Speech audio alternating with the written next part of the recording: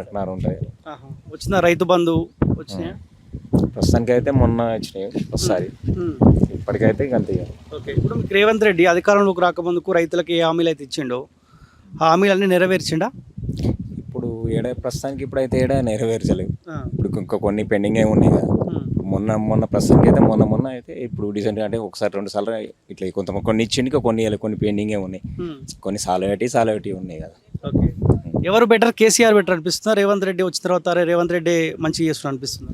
ఇక కొత్త సంసారం ఎట్లుంటుంది, కొందరు ఇట్లా అంటే ఎదుగుదాం చిన్న స్థాయి ఉంటే అది రాజకీయం కూడా అట్లా ఉంటుంది, కానీ ఓపిక అనేది కావాలి. ఓకే, ఇప్పుడు ఇది మెదక్ పార్లమెంట్ పరిధిలోకి వస్తుందా?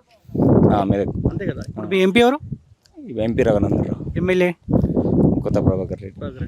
మొన్న కాంగ్రెస్ పార్టీ ఆయన వచ్చిండు, మహేష్ కుమార్ గౌడ్, పిసిసి అధ్యక్షుడు.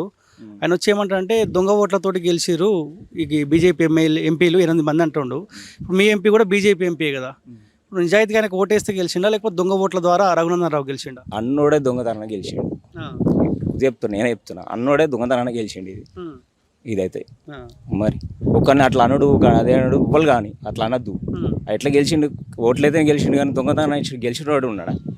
ఇంకా ఇప్పుడు సిస్టమ్ అంతా ఆన్లైన్ సిస్టమ్. ప్రతి ఒక్కడు ముసలోడు కూడా బటన్ ఫోన్ పక్క పెట్టించి టచ్ ఫోన్ వాడుతుండు. నువ్వు దొంగ ఓట్లు వేస్తా అంటే వాడు నమ్ముతాడు ఈ రోజుల్లో? బీజేపీ కేంద్రంలో అధికారంలో ఉంది.